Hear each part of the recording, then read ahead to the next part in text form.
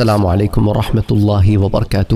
تو جناب آج بات ہوگی کمبوہ قوم کے محل وقوع یعنی جغرافکلی کہاں پر موجود تھے، اس قوم کے جو میننگ ہے کمبوہ اس کا کیا مطلب ہے، یہ کن کن ویریشن میں کتابوں میں پایا جاتا ہے، آئیے اس کی تفصیلات دیکھتے ہیں۔ کمبوہ قوم کی تاریخ سے متعلق آج دوسرا درس ہے۔ آج ہم کمبوہ قوم کے اصلی آبائی وطن کا محل وقوع اور اس سے متعلق جو دیگر بحثیں ہیں ان کو دیکھنے کی کوشش کریں گے۔ اکثر یہ ہوتا ہے کہ کسی بھی قوم کے بارے میں جب ہم بات کرتے ہیں تو لوگ اس کے مورث اعلیٰ کو جاننے کی کوشش کرتے ہیں۔ اب کئی کتابوں کے کھنگالنے کے باوجود اس قوم کے مورث اعلیٰ کی نشاندہی نہیں ہو سکی، اور جو بعض لوگوں نے لکھا ہے اس کی توثیق نہیں ہو سکی، اس کے بارے میں کوئی شورٹی نہیں ہے کہ واقعی کمبوہ قوم کا تعلق انہی لوگوں سے ہے کہ نہیں۔ ہاں ایک چیز جو ہم کچھ حد تک کہہ سکتے ہیں، جو چند ایک کتابوں میں ملتی ہے کہ مورخین کمبوہ قوم کا تعلق ملک کمبوج سے ظاہر کرتے ہیں، لیکن ملک کمبوج کو اس قوم کا قدیم اور اصلی وطن تسلیم کرنے کے باوجود اس کی جغرافیائی پوزیشن کے بارے میں مختلف آراء پائی جاتی ہیں۔ مثال کے طور پہ اگر ہم ڈاکٹر موتی چندر کے بارے میں دیکھیں، جنہوں نے اپنے مقالہ میں JUPHS جلد نمبر 3 حصہ نمبر 2 صفحہ نمبر 42 پر لکھا ہے The Kambojans were important people, but strange as it may look, the Indologists are not at all unanimous in the location of the country. یعنی کہ کمبوج ایک اہم قوم تھے، لیکن کسی قدر عجیب معلوم ہوتا ہے کہ ماہرین ہندوستانیات ان کے ملک کی جائے وقوع کے معاملے میں قطعاً متفق الخیال نہیں نظر آتے، یعنی کہ ان میں کوئی اتفاق رائے موجود نہیں ہے، کوئی کنسنسس موجود نہیں ہے کہ آیا یہ کہاں پہ، یہ ہسٹورینز جنہوں نے انڈیا کے اوپر ریسرچ کی ہے۔ اچھا بہرحال ضرورت اس بات کی ہے کہ ہندوستانیات کے ماہرین کسی ایک رائے پر متفق ہوں یا نہ ہوں، ہمیں ان سب کے خیالات کا تجزیہ اور موازنہ کر کے اپنی عقل سلیم کی رہنمائی اور صحیح قوت فیصلے سے ایک قابل قبول حتمی نتیجہ عکس کرنا ہے۔ بعض تاریخ دان زیادہ رد و قد سے بچتے ہوئے ملک کمبوج کو شمالی ہندوستان کا ایک ملک قرار دیتے ہیں، جبکہ شمالی ہندوستان ایک وسیع و عریض علاقہ ہے جو مشرق میں بنگال سے لے کر مغرب میں افغانستان تک اور شمال میں تبت اور نیپال سے لے کر جنوب میں وسطی ہند اور سندھ تک پھیلا ہوا ہے۔ اس لیے یہ ایک مبہم بیان ہے اور ہماری کوئی رہنمائی نہیں کرتا، کیونکہ علاقہ بہت بڑا ہے۔ جب محققین نے کسی خاص علاقے کی نشاندہی کی تو ان کی آراء جو ہے پھر اس کو ہم کو دیکھنا پڑے گا کہ کیا ہے۔ بہرحال رائس ڈیوڈز نے بدھسٹ انڈیا پیج نمبر 17 پر لکھا ہے کہ کمبوج بھارت کے شمال مغرب میں آخری حد پر ایک ملک تھا جس کا دارالحکومت دوار کا تھا۔ غلطی کی ابتدا یہیں سے ہوئی ہے۔ اینشین انڈیا میں ڈاکٹر SK اینگر کے اس نے اس کتاب کے پیج نمبر 7 پر بحث کی ہے، اور بحث کرتے ہوئے لکھتے ہیں کہ رائس ڈیوڈز کی یہ بات تو درست ہے کہ کمبوج کا دارالحکومت دوارکا تھا، مگر یہ گجرات کاٹھیا واڑ میں واقع ہے، وہاں نہیں جہاں پر رائس ڈیوڈ کہتے ہیں۔ اچھا اسی طرح ڈاکٹر PN بینرجی نے پبلک ایڈمنسٹریشن ان اینشین انڈیا کے پیج نمبر 56 میں اس پر حاشیہ آرائی کرتے ہوئے کہا ہے کہ ملک کمبوج دراصل سندھ میں واقع تھا جس کی راجدھانی دوارکا تھی۔ اچھا تاریخ کمبوہ میں پیج نمبر 93 پر انہی بیانات کو بنیاد بنا کر دوارکا کو کمبوہ سلطنت کا دارالخلافہ تسلیم کیا گیا ہے۔ دارالخلافہ مسلمانوں کے امیر یعنی خلیفۃ المسلمین کے صدر مقام کو کہا جاتا ہے، جسے آپ انگلش میں کیپٹل کہتے ہیں۔ اچھا بعض مورخین اس غلط فہمی کا شکار ہوئے کہ تبت ہی اصل کمبوج تھا۔ مثال کے طور پر مشہور مورخ خویشے نے اپنی کتاب آئیکونوگرافی بدھک کے پیج نمبر 134 پر لکھا ہے کہ نیپالی روایات اور کہانیوں کی رو سے کمبوج تبت کے کسی حصے میں آباد تھے۔ Early history of India page number 193 per VA Smith نے لکھا ہے کہ ملک کمبوج تبت یا کوہ ہندو کش میں واقع تھا۔ چارلز ایلیٹ اس بیان کی تائید میں لکھتے ہیں کہ میرا بھی یہی خیال ہے کہ کمبوج تبت کے باشندے تھے۔ ہندوازم اینڈ بدھزم جلد نمبر 3 پیج نمبر 6 اور حاشیہ نمبر 5 صفحہ نمبر 268 پر یہ تفصیلات آتی ہیں۔ اب ہم ڈاکٹر رام کشن بھنڈارکر ایک معروف محقق اور مصنف ہیں، ان کی ایک تصنیف ہے اشوک، اس کو بڑی جو ہے پذیرائی بھی ہے اور اس پر اعتبار بھی ہے۔ اس کے علاوہ ان کے پھر بے شمار مقالات اور لیکچرز بھارت کے اندر موجود بھی ہیں اور چھپ بھی چکے ہیں۔ انہوں نے سالہ سال تک کمبو قوم اور ان کے آبائی وطن پر ریسرچ کی ہے، مگر وہ اکثر فلسفیانہ بحثوں میں الجھ کر مسئلے کی اصل حقیقت سے دور ہی رہے۔ ابتدا میں ان کا خیال تھا کہ ملک کمبوج کی صحیح جائے وقوع کا تعین کرنا مشکل کام ہے۔ بعد میں مختلف اوقات میں انہوں نے مختلف نظریات پیش کیے۔ فی الحال ہم صرف دو نظریات کا یہاں پر آپ سے ذکر کرتے ہیں۔ اول یہ کہ کمبو کوہ ہمالیہ کے پہاڑوں میں مقیم تھے۔ کوہ ہمالیہ کی وسعت کے پیش نظر یہ رائے بڑی مبہم ہے۔ دوسری یہ کہ وہ تبت کے باشندے تھے۔ یہاں ہم اس دوسرے نظریے کا تجزیہ کرتے ہیں کہ قدیم کتب سے پتہ چلتا ہے کہ شاہراہ قراقرم کی 3 شاخیں تھیں۔ ایک براستہ کمبوج اور گندھارا پنجاب، کامروپ اور بنگال تک جاتی تھی۔ دوسری کمبوج سے سطح مرتفع پامیر کے راستے لداخ، تبت اور نیپال کو جاتی تھی، جبکہ تیسری کاشغر اور منگولیا سے ہوتی ہوئی نانکنگ پہنچتی تھی۔ اس زمانے میں وسط ایشیا کے لوگ اکثر نقل مکانی کرتے رہتے تھے۔ جس طرح وہ پاکستان، ہندوستان میں آتے رہے، اس طرح یقیناً کچھ کمبو قبیلے ملک کمبوج سے آ کر تبت میں بھی آباد ہو گئے اور پھر تبت سے آ کے بنگال وغیرہ کی طرف چلے گئے۔ یہ بھی ممکن ہے کہ ہند چینی پہنچ کر کمبوڈیا آباد کرنے والے قبائل بھی تبت ہی کے راستے وہاں پہنچے ہوں۔ ہمیں ملک تبت کی تاریخ پر کوئی کتاب تو نہیں مل سکی جس سے ہم وہاں کے باشندوں کے حالات سے آگہی حاصل کر سکتے۔ البتہ اس قدر ضرور ہے کہ شکل و صورت کے لحاظ سے اہل تبت اور کمبوہ میں کوئی مناسبت نہیں، اس لیے یہ بات مسلم ہے کہ تبت کمبوہ قوم کا اصلی وطن نہیں۔ جس طرح وہ دیگر ممالک میں جا کر آباد ہوئے، اس طرح تبت میں بھی آباد ہو گئے اور یہ کوئی تعجب خیز بات نہیں ہے۔ اچھا، اسی طرح ہم دیکھتے ہیں کہ JASP نام کتاب جلد نمبر ہفتم پیج نمبر 267 پر ہیمز پرنسپ لکھتے ہیں کہ ولفورڈ نے اپنے مقالوں میں ملک کمبوج کو ہمیشہ غزنی کے قریب پہاڑی علاقہ بتایا ہے۔ ولی اللہ خان نے کمبوز میں کہا ہے کہ گندھارا کی شمالی مغربی سمت میں چونکہ کابل ایک الگ ملک کی حیثیت میں موجود تھا، اس لیے ملک کمبوج کو آراگوشیا یعنی کہ قندہار و غزنی کے علاقے میں ہونا چاہیے۔ HA روز کے مطابق یوپی کے بعض کمبو اپنے آپ کو غزنی کے علاقے سے منسوب کرتے ہیں۔ ظاہر ہے ولفورڈ نے اپنے دعوے کے ثبوت میں کوئی اشارہ تک نہیں دیا۔ خان ولی اللہ نے بھی اس قدیم زمانے میں کابل کے الگ ملک ہونے کا کوئی دلیل والا ثبوت نہیں پیش کیا، جبکہ مورخین اس بات پر متفق ہیں کہ وادی کابل کا علاقہ ملک کمبوج ہی کا حصہ شمار ہوتا تھا، بلکہ کابل کا قدیم نام کوبھا، کوفین، قبلیہ وغیرہ جو ہے ہمارے کتابوں میں ملتا ہے، وہ اس اعتبار سے کہتے ہیں یہ کمبوج ہی کی نسبت سے نام رکھے گئے تھے۔ اچھا، اب آ جاتے ہیں ہم کمبوڈیا اور کمبوج کے تعلق پہ، تو RD بینرجی نے بنگلار اتحاد یعنی بنگال کی تاریخ میں جلد نمبر 1 یا حصہ نمبر 1 صفحہ نمبر 65 پر لکھا ہے کہ میرا خیال ہے سماٹرا کے مشرق میں واقع کمبج یا کمبوڈیا ہی کمبوج قوم کا قدیم رہائشی علاقہ ہے، اور بعض کی نظر سرکار پٹیالہ کے کتب خانے میں موجود نقشے کی طرف بھی جاتی ہے کہ جس میں کمبوج اوس ندی کا نام ہے جو ملک چین سے نکل کر 700 کوس تک بہتی ہوئی سمندر میں داخل ہوتی ہے۔ ملک برہما اوس ندی کے انواح میں واقع ہے، جس کے غرب میں یعنی کہ مغرب میں کھاڑی بنگلہ اور مشرق میں جزیرہ کمبوج آباد ہے۔ بہرحال فی زمانہ اس کو کمبوڈیا کہتے ہیں، یہاں کے باشندے کمبوجی کہلاتے ہیں۔ یہ ایک ایسا عجیب و غریب سا بیان ہے جس کی مطابقت تاریخ کے اعتبار سے تو نہیں ہوتی۔ اسی طرح ایک رائے ہمیں یہ بھی ملتی ہے کہ قدیم زمانے میں صوبہ جموں کشمیر کے اضلاع راجوڑی اور پونچھ کو ابھی سارا کہا جاتا تھا۔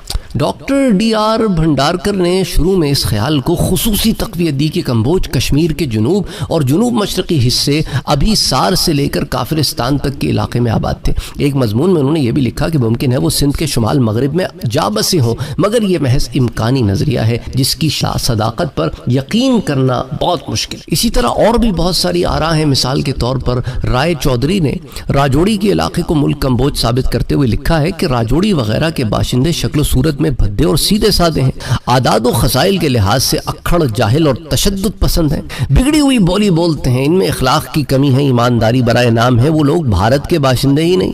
تو اسی طرح جو ہے وہ political history of ancient India وغیرہ میں، لیکن جس رزمیہ داستان مہابھارت کے قصے کی بنیاد پر یہ ریمارکس دیے گئے ہیں، اسی مہابھارت میں جا بجا کمبوجوں کو خوبصورت، مضبوط ڈیل ڈول والے، جری جواں مرد، اسی طرح سپاہ گری کے فن کے ماہر، علم و دانش کے رسیا، یہ بھی بتایا گیا ہے۔ اور جہاں تک راجوڑی وغیرہ کے علاقے کا ابھیسار کہلانے کا تعلق ہے تو کمبوج سے اس کا کوئی تعلق نہیں۔ اسی طرح Longman history of India page number 104 پر بھی ہمیں سٹیٹمنٹ ملتی ہے کہ ہزارہ اور کشمیر کی پہاڑیوں میں واقع ابھیسار کی بادشاہت غالباً سلطنت کمبوج کی ایک شاخ تھی۔ اس طرح اور بھی لوگ اس بارے میں رائے دیتے نظر آتے ہیں۔ تو بہرحال ان چیزوں سے یہ بات پائے ثبوت کو پہنچ چکی ہے کہ راجوڑی ملک کمبوج تو نہیں تھا، البتہ یہ ممکن ہے کہ کسی وقت کمبو حملہ آوروں نے یہاں آ کر اپنی حکومت قائم کی ہو، اور حکومت اگر نہ بھی رہے تو قوم اپنے اثرات وہاں چھوڑتی ہے، اور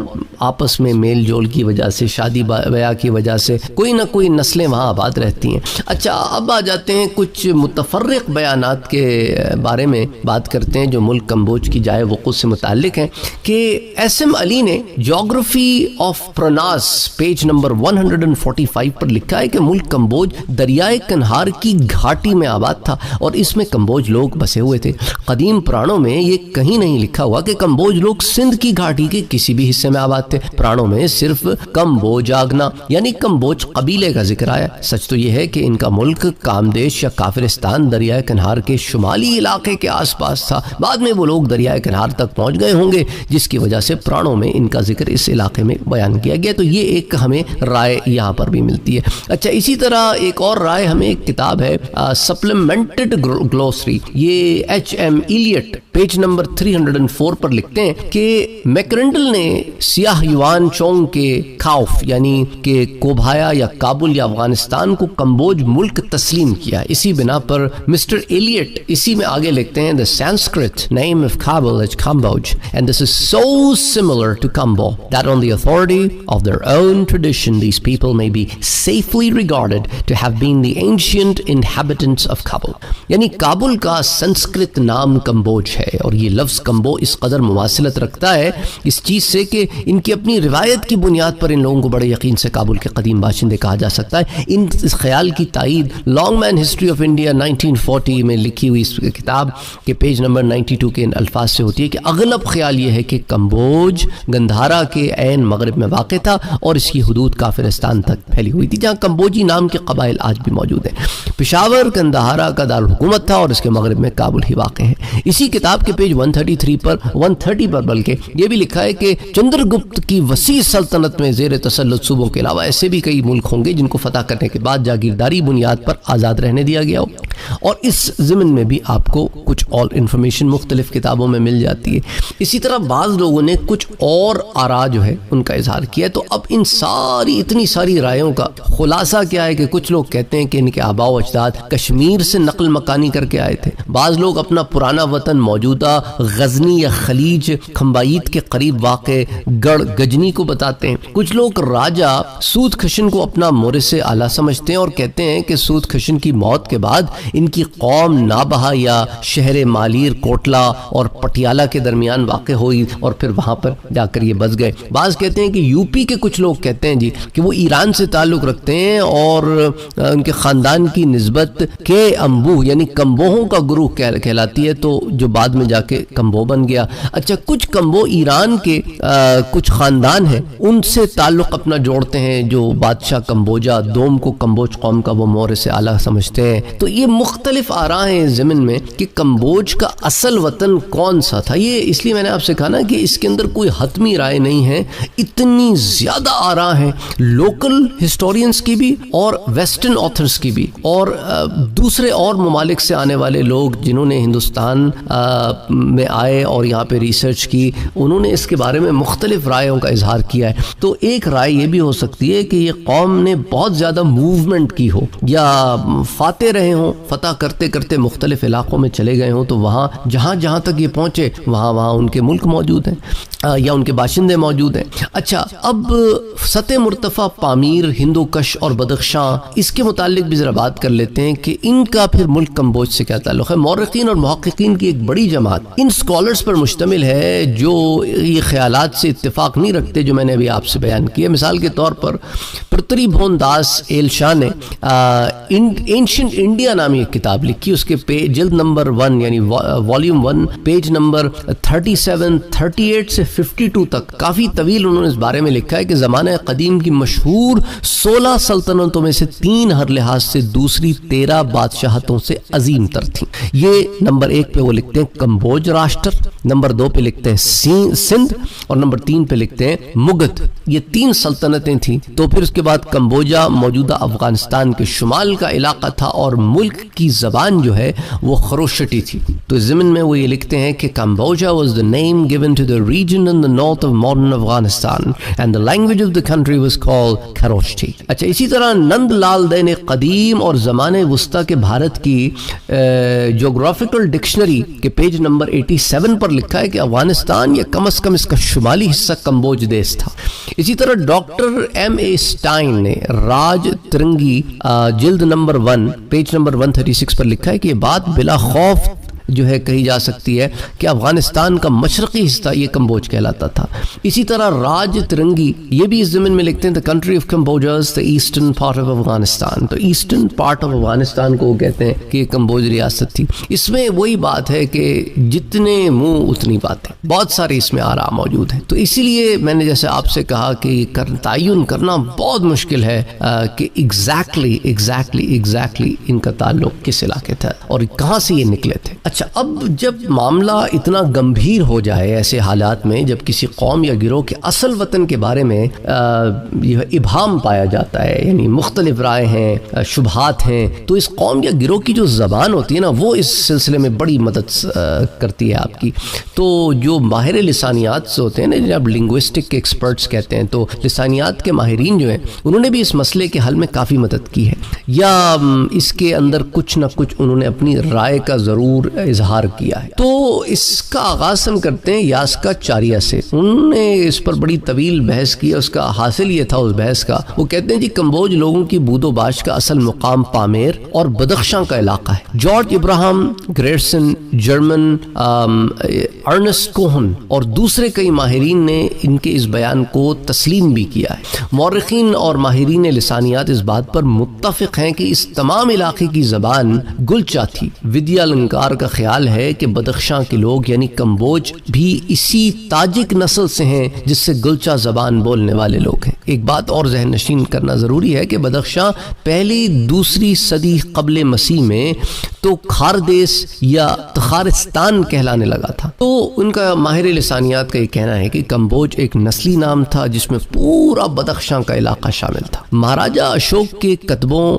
اور اسی طرح بنہمنشی خاندان جو ایران سے تعلق رکھتا ہے، وہاں کا شاہی خاندان تھا، اس کے دارا اول کے ہدایت ناموں کی زبان جو ہے وہ تو آرامائی کے متعلق بھی ماہرین کا یہ خیال ہے کہ یہ زبان صرف یونوں اور کمبوجوں کے لیے ہے، لیکن بعض ناقدین اور شارحین کا یہ خیال درست نہیں ہے کہ وہ ایرانی تھے، جیسا کہ اس رائے کا اظہار بھی مختلف کتابوں میں کیا گیا ہے۔ ایک ایک کتاب کی تفصیل میں آپ کے ساتھ نہیں جاؤں گا ورنہ یہ سارا کے سارا ٹائم جو ہے یہ اسی میں نکل جائے گا۔ کمبو قوم اور اس کی قدیم وطن کے لیے جو بھارتی کتب ہیں ان میں زیادہ تر لفظ کمبوج اور کامبوج جو پرانی کتابیں ہیں ان میں تو یہی استعمال ہوتا ہے، البتہ کئی کتابوں میں کھمبوج، کمبوج یا کام بھوج ایسے الفاظ بھی ہمیں دیکھنے کو ملتے ہیں۔ سنسکرت گرامر کے جو اسکالرز ہیں انہوں نے کمبوج لفظ اور اس کے معنی دونوں پر بہت غور و فکر سے کام لے کر اپنی اپنی رائے کا اظہار کیا ہے۔ سنسکرت زبان کے مختلف اساتذاؤں نے، یاسک پانی نے،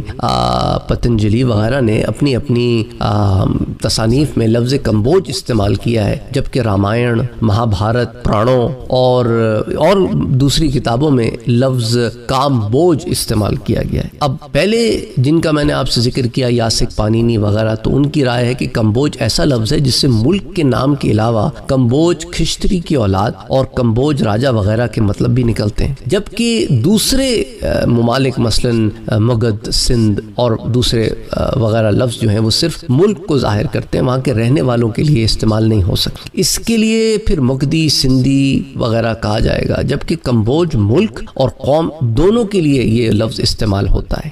تو یاسک کے مطابق تو کمبوج ملک کمبوج کے رہنے والے خشتری، اور کمبوج جو ہے وہ ملک کا راجہ اور کمبوج خشتری کی اولاد وغیرہ سب کے لیے ایک ہی لفظ جو ہے وہ استعمال کرتے ہیں، کمبوج۔ اور وہ کہتے ہیں کہ لفظ کامبوج یا کمبوجی نہیں استعمال کرنا چاہیے۔ البتہ پانینی نے اس میں کچھ اضافہ کیا، اس کے مطابق خاص مقام پر لفظ کامبوج کا استعمال بھی گرامر کی رو سے درست ہے۔ صورت میں کامبوج کا مطلب ہوگا وہ آدمی جس کے آباء و اجداد کا آبائی وطن ملک کمبوج ہو۔ کامبوج کا جو دوسرا مطلب صحیح تسلیم کیا گیا ہے وہ یہ ہے کہ ملک کمبوج میں پیدا ہونے والا، اسی لیے ملک کمبوج میں پیدا ہونے والے گھوڑے اور دوسری اشیاء تجارت بھی جو کمبوج سے بھارت میں آتی تھی ان کو کامبوج کے نام سے ہی پکارا جاتا تھا۔ لیکن رامائن، مہا بھارت، پرانو وغیرہ میں کمبوج اور کامبوج کے مفہوم میں کوئی فرق نہیں رکھا گیا۔ اور جہاں تک لفظ کمبوج کے میننگ یعنی معنی کا تعلق ہے تو سب سے پہلے یاسک نے یہ لفظ استعمال کیا، وہ اسے دو الفاظ کم اور بھوج کا مرکب بتاتا ہے۔ کم کے بھی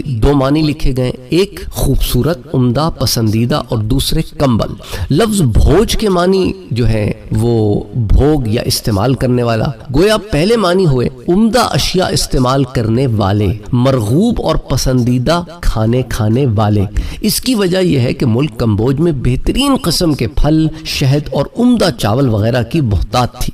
اسی لیے BC لاء نے قدیم ہندوستان کے چند خشتری قبیلے میں لکھا ہے The Kambojans may have been so called because they were Kamania Bhojers or enjoyers of pleasant things، یعنی ان کو کمبوج اس لیے کہا جاتا ہوگا کیونکہ وہ کامنی بھوج یعنی خوشگوار اشیاء سے لطف اندوز ہونے والے لوگ تھے۔ کم بوجا یا کم بھوجا کے دوسرے معنی یہ بتائے گئے ہیں کہ وہ کمبل بھوجا یعنی کمبل پہننے یا اوڑھنے والے تھے۔ ڈاکٹر موتی چندر کے مطابق جو انہوں نے کتاب لکھی JUPHS جس کے مخفف ہے، اس کے شمارے میں انہوں نے پیج 39 پر انہوں نے لکھا ہے The Kambojans are Bhojas with woolen shawls اور handsome Bhojas یعنی کمبوج اونی شال، اونی کمبل اوڑھنے یا خوبصورت چیزیں استعمال کرنے والے عمدہ کھانا کھانے والے لوگ تھے۔ تو بہرحال اس سے یہ بھی پتہ چلتا ہے کہ ان کے متعلق یہ بات بھی ہمارے سامنے آتی ہے کہ وہ کس لائف سٹائل کو جیتے تھے۔ اس مقام پر بعض مورخین نے، جو مسلمان مورخین ہیں، انہوں نے یہاں پہ ایک بڑا زبردست پوائنٹ لکھا ہے۔ انہوں نے کہا یہ دیکھو کہ وہ کمبوہ جو مسلمان ہو گئے، ان کو کمبل سے نسبت ہونے کی وجہ سے اللہ تعالیٰ نے جب انہیں دین اسلام بخشا اور ان کی ہدایت کا سامان ہوا تو کملی والے سے نسبت ہو گئی کہ حضور صلی اللہ علیہ وآلہ وسلم کو بھی قرآن کریم میں یا ایھا المزمل کہہ کر جو پکارا گیا، اے کملی اوڑھنے والے۔ یہ بڑا لطیف محبت کا نقطہ انہوں نے اٹھایا ہے۔ اچھا، ایک غلطی جو ہوئی ہے نا ڈیفینیشنز میں، وہ جیسوال، ڈاکٹر جیسوال ہے، انہوں نے کم بھوج کا معنی کمتر بھوج یعنی انفیریئر بھوجا بتایا۔ بڑی عجیب سی بات ہے، حالانکہ لفظ کم یہاں پہ انہوں نے فارسی والا اٹھا لیا۔ کم یہاں سنسکرت کا لفظ ہے، فارسی کا نہیں ہے۔ کسی فارسی لفظ کو سنسکرت لفظ کے ساتھ ملا کر مرکب بنانا یہ ازروئے گرامر بالکل غلط ہے۔ دوسرے یہ کہ انہوں نے اپنی خود ساختہ نئی ترکیب گھٹیا بھوج کا جو کوئی مطلب، عجیب سی بات ہے، سمجھ میں نہیں آتا کہ مورخین نے بھی اس کے اوپر